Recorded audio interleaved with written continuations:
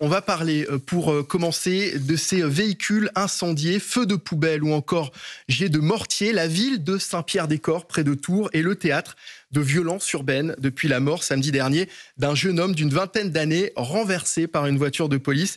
Les premiers témoignages indiquent que l'homme avait consommé des stupéfiants et qu'il se serait jeté sur le véhicule. Dans le quartier, les tensions restent très vives. Les précisions de Dounia Tengour.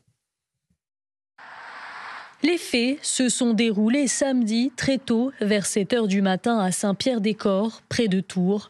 Alors qu'il traversait la rue, un jeune homme âgé de 19 ans a été mortellement percuté par un véhicule de police. Selon les premiers témoins, l'homme était dévêtu et se serait jeté sur la voiture. Dans un communiqué, la procureure de la République de Tours, Catherine Sorita-Minard, évoque une consommation de stupéfiants, mais aussi les antécédents psychiatriques de la victime. Cet après-midi, le père de la victime a été entendu, ainsi que 3 témoins. Ils évoquent des troubles psychiques manifestés par la victime depuis quelque temps, avec des manifestations paranoïaques. Même si une enquête a été ouverte pour homicide involontaire par conducteur, l'accident mortel a créé l'émoi dans la ville. Une vingtaine de véhicules ont été incendiés dans la nuit de samedi à dimanche. Des CRS ont été déployés, 3 mineurs ont été interpellés. De son côté, la policière qui était au volant indique n'avoir pas vu l'individu et n'avoir pas pu éviter le choc. Alors bien sûr, c'est un événement dramatique, la mort d'un jeune homme renversé par un véhicule de police, même si on a très peu d'éléments finalement sur cette affaire. Ce qu'on sait, c'est qu'il y a une enquête qui est ouverte, mais j'ai l'impression, Amine Albaï, que ça devient systématique. Dès qu'il se passe un événement de ce type dans les quartiers dits sensibles, on se retrouve derrière avec une montée de violence. Comment est-ce qu'on en est arrivé là ? On en est arrivé là parce que la France a accueilli tout et n'importe quoi depuis maintenant 30 ans. Je crois que ces faits sont comparables aux émeutes à l'issue de l'affaire Nahel. Celles et ceux qui ont pris le briquet pour décider d'incendier dans les quartiers populaires où la République française a investi quand même plus de 90 milliards d'euros au titre de la politique de la ville depuis les années 1990, d'incendier les centres sociaux, d'incendier les mairies de quartier, d'incendier le petit magasin Aldi, le petit magasin Lidl. Tout ça, c'est pas pour les gens qui habitent dans les fins fonds de la campagne de la Creuse ou de l'Aveyron, c'est pour les habitants même des quartiers populaires qui, évidemment, peuvent s'estimer pour certains victimes de la discrimination. Et bien, voyez-vous, aujourd'hui, ces personnes-là qui bénéficient de la complicité, de l'indulgence, de l'extrême gauche. Je me souviens, moi, à Roubaix, le député de ma circonscription, LFI, M. David Guiraud, n'appelait pas au calme pour les émeutes.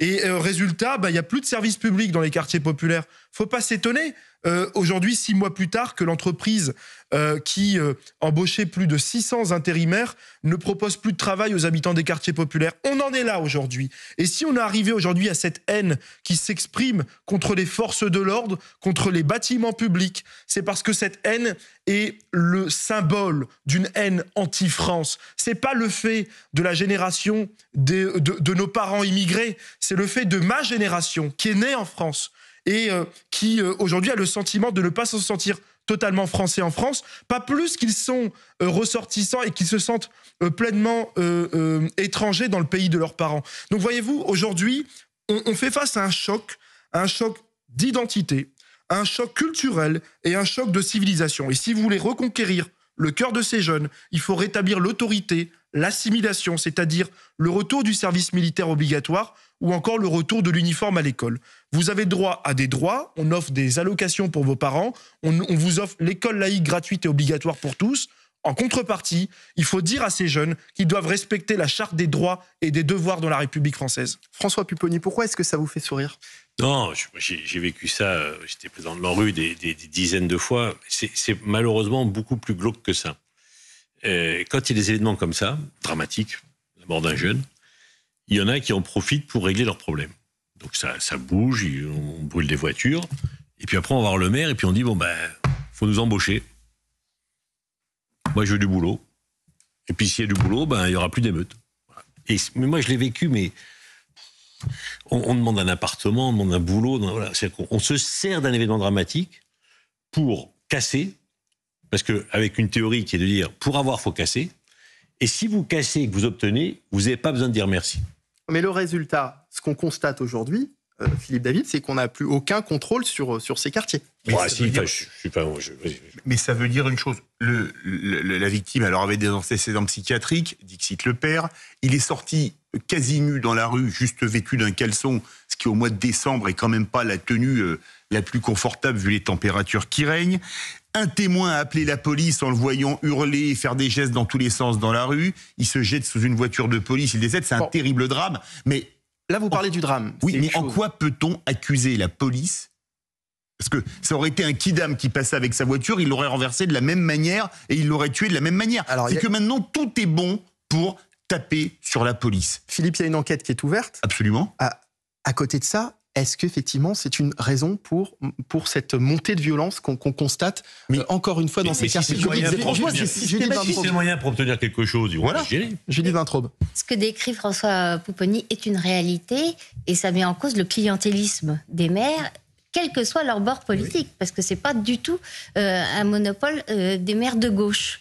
Effectivement, il y a une espèce de chantage qui d'ailleurs méprise et se fiche totalement des conditions de vie des gens qui acceptent de tenir des commerces ou d'exercer des professions comme médecin ou infirmière dans ces quartiers-là, puisque eux s'en prennent plein la figure à chaque fois.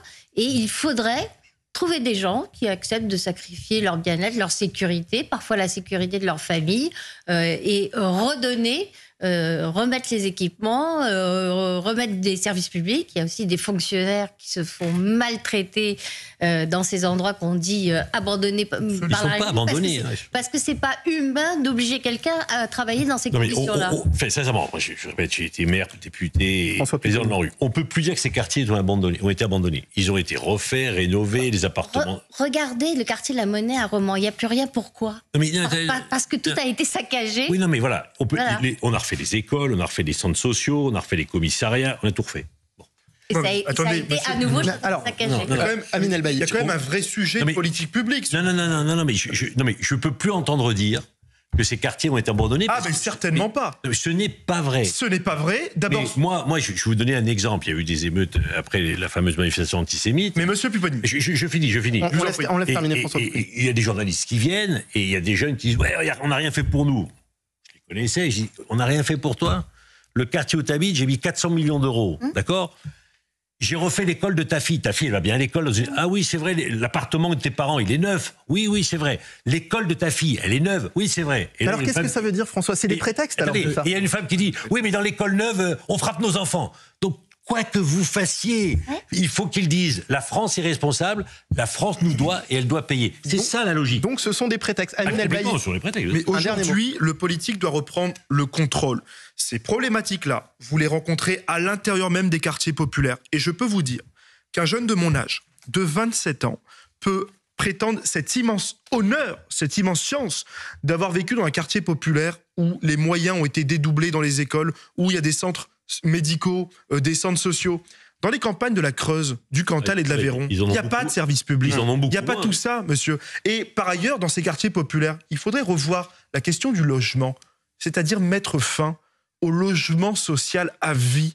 On ne va pas pouvoir proposer à ces enfants d'hériter le logement social de leurs parents s'ils ne respectent pas les règles de bien vivre ensemble en société. On marque une pause, Amine, on revient dans un instant. On reviendra notamment sur l'évasion de 11 personnes d'un centre de rétention administratif en région parisienne, juste après cette courte pause sur CNews et sur Europe 1. Restez avec nous pour la suite de Punchline.